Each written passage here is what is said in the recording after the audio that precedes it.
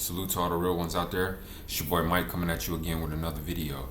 Y'all like the content I've been dropping, direction that my channel is headed in. I need you to like, comment, subscribe, and share the videos with anybody else you think may benefit from them, alright? Now, today's topic is actually dealing with Outwitting the Devil, okay? Outwitting the Devil. And that is a book that was written by Napoleon Hill, like way back. I want to say around like the 1930s during the peak of the Great Depression. But the book was so controversial that his family decided to basically withhold it from the public until like right around 2011 when it got published with like the help of another writer who is also famous for helping Robert T. Kiyosaki with the Rich Dad Poor Dad series. So long story short, you have like an 80-year gap between when Napoleon Hill wrote this manuscript, who is the author of Think and Grow Rich, and due to the controversy, the book never even made it to the public until the early 2010s. So Outwitting the Devil is, in my opinion, one of the most powerful books that I've ever read, and I just reread it again in 2025, and the first time I came across it, I think it was right around like maybe last year or the year before then. So basically you have the quintessential devil having an interview with Napoleon Hill, who is asking him profound questions as to what techniques or devices does he use to manipulate humans. And the devil like basically gives a just braggadocious explanation as to how he keeps such a powerful lock over the human psyche en masse. And the devil basically says that out of 100 people, he controls 98%. So there are only 2 people that he can't really get his handle on. And I'm going to talk about some of the most profound things that I felt stood out to me in the book, especially reading it my second time around. And I just wanted to cover like, main key points about how one can outwit the devil. So aside from like fear, the devil controls humans through 6 different types of fear. And off the top of my head, I'm going to try to freestyle them. I know one of them is going to be the fear of old age. The other one is fear of ill health. The other one is fear of loss of a loved one, or the loss of love in general. Then you have the fear of poverty. Then you have the fear of death. And then you also have the fear of criticism. So these are the 6 major fears that control, that the devil uses to control humans, right? By having you have fear in one of those different categories, it keeps you from actualizing your purpose or going with your higher self, because you don't want to fail in either one of those 6 categories, right? But the other major technique that the devil uses is drifting. And when he gets you to drift, he gets you to fall in something called hypnotic rhythm. So the idea is to think of you falling into a trap that's something like quicksand or an addiction or anything that like gets you to drift away from your higher self. And the law of nature dictates that like a habit becomes permanent after a while, and it becomes so ingrained, whether it's good, bad, or negative, or good, bad, or in between, and a human can't break it. So the first thing I want to talk about is how Napoleon Hill highlighted the term drifting. You guys have heard me speak about it in different videos, but drifting is the idea of basically laziness and indifference, which equals procrastination, which in total is you drifting. Okay? It's the lack of definiteness of purpose. So it's the devil's most effective method next to fear, right? And since he has 98% of people underneath his influence, only 2% of people are free due to the ability for them to use their own independent thought and faculty of reason. Now, there is like one more quote that I want to highlight that Napoleon Hill listed when he was talking about these subjects.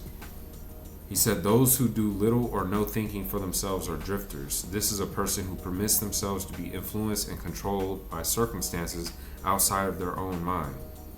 Right? These are parents, teachers, caregivers, religious teachers who plant the first seeds of into the minds of children to get them to drift, right? And humans tend to drift in many different categories, but the main ones are going to be marriage, your occupation, like money, like the idea of not saving or investing, for example. They drift because of their environment, right? You already know if you're in a certain environment and it has like a negative undertone, then you will tend to be negative by default. And then you have the dominating thoughts or your own self-talk are the ways that humans typically drift, right?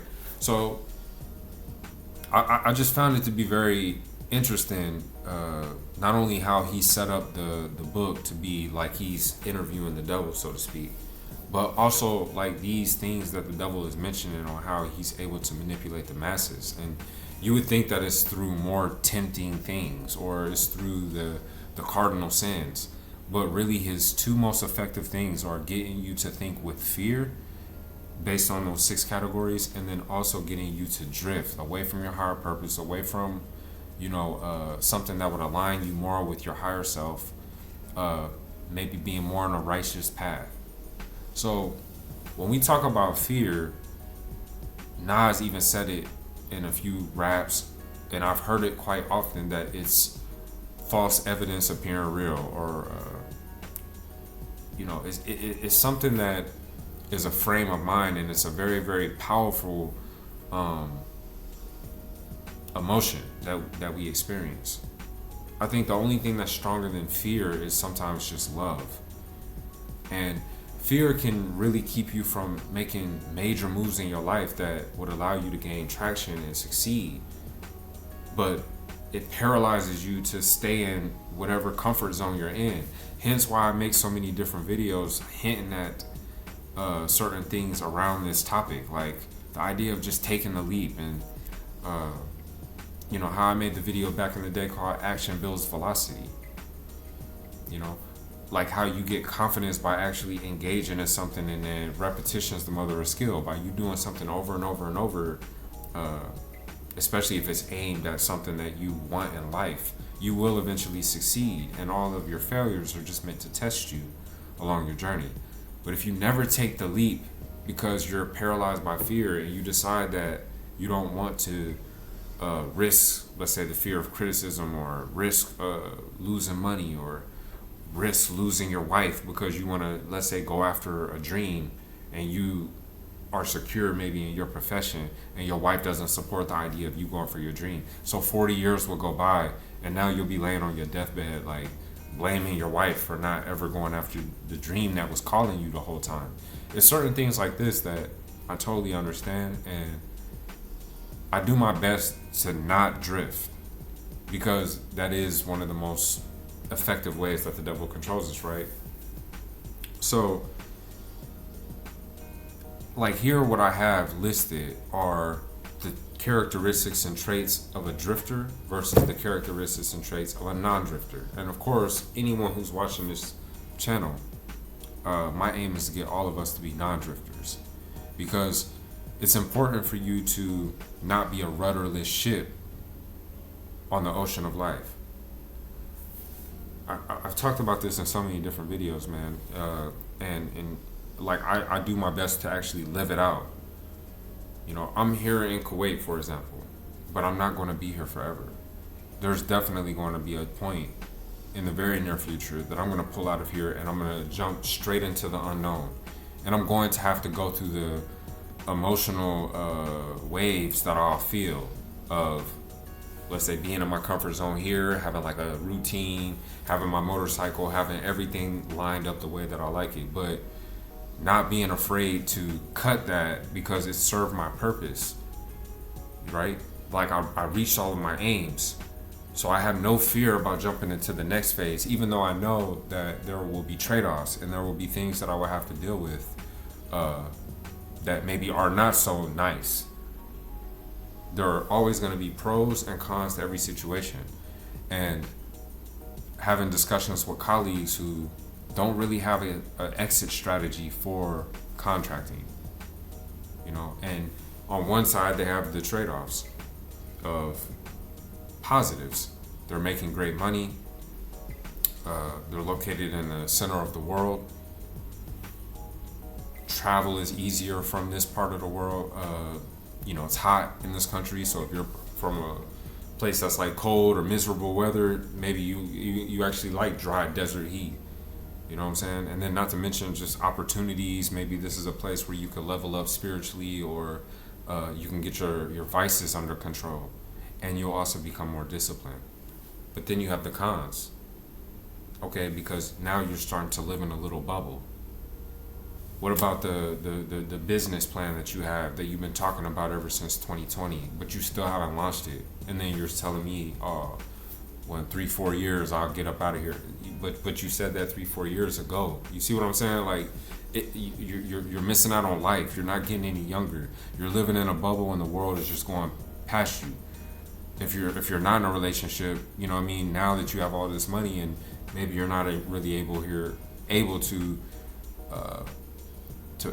find a viable partner, especially when you think about how social media is warping most women's minds. Now when you go to meet up with a woman and you want to take her serious, like, you have to really question her motives, because she might just be rubbing her hands knowing that you've been contracting for all these years. Like, there's always going to be pros and cons is what I'm trying to get at. You see? And I'm at that precipice in my life, like that fork in the road, where I'm 40. All of the things that are in my mind are somewhat clear and transparent. And I'm looking at life like a very interesting book that has numerous chapters. And this is a chapter that is coming to an end. And I'm preparing myself for the next phase, even though there will be a lot of things that are unknown. But I'm not going to let the fear cause me to drift. Instead, I'm going to be definite about my aims so that I'll be a non-drifter. So with that being said, like, I would like to talk about the characteristics of both sides. So a drifter is typically going to have a lack of self-confidence. They also won't accomplish anything that requires thought or extensive effort. They live outside of their means and are in debt. That's something I definitely see, you know what I mean, with drifters. Even if I look at the contracting example, how many people have I bumped into that have told me about the numerous different companies they work for while they've been out here? But they mention in passing that once they get out of debt, they'll be good. So I'm thinking, dang, you've been here for like 8, 9, maybe even 10 years plus, and you're still in debt. Or you have crazy spending habits and you don't live within your means. So that means you're on this hamster wheel. You look good with your Gucci outfit. You look cool with the G-Wagon that you just got, but you're swimming up to your eyeballs in debt. So like that's a living hell if you ask me. Hence being a drifter. All right, they can't suffer through adversity or pain, and will probably give up on the first sign of either one. They lack imagination, initiative, and control of their emotions. They're not magnetic, and they're opinionated without much knowledge to back it up. I laugh about that one because, everybody's bumped into the person that's like a know-it-all, and I just find that very interesting that that's a characteristic of being a drifter. Someone who's maybe not well-read, or who's not like privy to a bunch of literature that supports whatever claims they have, but they get tied up emotionally and will argue like with baseless standpoints that aren't backed by anything that's factual. That's quite interesting. The jack of all trades but good at none. And I laugh about that one as well because I've heard many times that I'm a jack of all trades. I even know in my own heart that I'm a jack of all trades. I'm not a person who like masters just one subject and doubles, triples, and quadruples down on just that one thing. Especially not in today's world where it makes sense to be multi-talented in different fields and to know a little bit about a lot and know how to pick up and learn fast versus just being a person who's very deep in just one subject. You're quite limited when you think about today's world. But people could argue that because they would say that the highest paid people are specialists with years of experience. But we're in an ever-changing world where AI is coming to the forefront, and it's better to have your hands in a bunch of different pots that you can pull from whenever it's time for you to make a pivot versus being someone who's like stuck. So that's just in general, that if you're a jack of all trades and a master of none, then yeah, that's a drifter characteristic. So I could be drifting in that regard. Eats too much and exercises little, if at all. They're narrow-minded and intolerant. And the worst part of being a drifter, they don't learn from their mistakes. So mistakes and failure, for example, are feedback. It's not necessarily saying you should stop. It's maybe just telling you that you need to pivot and try another approach. But if you're a drifter, that might be the thing that cuts you from making a further move, right? Or you just simply won't learn from your mistake and know how to apply a different way about accomplishing something the next time around. You'll just give up right there or not learn from it at all. So now the most important part of this video is about being a non-drifter. Always engage doing something definite with an organized plan. Okay? A non-drifter also has a major goal in life and is working toward it with many minor goals that all lead to the central theme. So you guys understand that we have time. And time is forever going forward. It never reverts back. You never can get it back. And even the beginning of this video is forever etched in the ether of ephemeral existence. Like, we can't go back unless you click the button on your computer or your phone. But I can't go back to when I first started making this video. I can't go back to the last sentence I just said. Time is always going forward.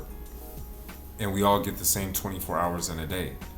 So what makes the difference between someone who's very successful and then someone who's not very successful? It could literally be a split screen with one twin brother like this and the other twin brother looking, doing a different way in life, and they get vastly different results. And it really comes down to a drifter is someone who doesn't really have a major definite plan. They're just coasting through life. But a drifter knows exactly where they want to go. And what did I say in another video back in the day is that when you know where you're going and you look like someone who's taking their life serious, whenever you're headed somewhere, things will just open up for you, and people who are in your way tend to just move. I want you to just try that the next time you're out, like in a crowded city. Look exactly at a point that you want to reach and start just walking there without deviating your eyes. Most people will immediately notice that you're coming this way and they'll go to the right or the left. Like, they'll get out of your way because you know where you're headed. That's similar to how life is. And on your way, the universe will also bless you. All right. The tone of voice, the sense of urgency with which they move, and the eye sparkle. These are all characteristics of a non-drifter because they know what they want and they're determined to make it. So have you ever like talked to someone where they're drifting? You can see they're kind of lackadaisical in all of their stuff. Like, even if they have strong convictions that of course aren't really based on much fact, or maybe they're like all up in arms about something that is totally outside of their control, very non-stoic. You can even maybe look at their body, look at their life, look at their car, look at their desk, look at how they carry themselves, look at their relationships, look at what they eat. Like, there's so much stuff you can observe to determine if someone is a drifter versus being a non-drifter, right? Talk to someone who's a non-drifter, like they're usually pretty like on point with what they think. They're open to receive new knowledge. They just give you like energy where you know this is a good person for me to chop it up with, because not only will I be able to get game from said individual, but it'll be dope to see where this person goes in the next years because he's headed towards something. So I would like to get his feedback about how it's going on his journey.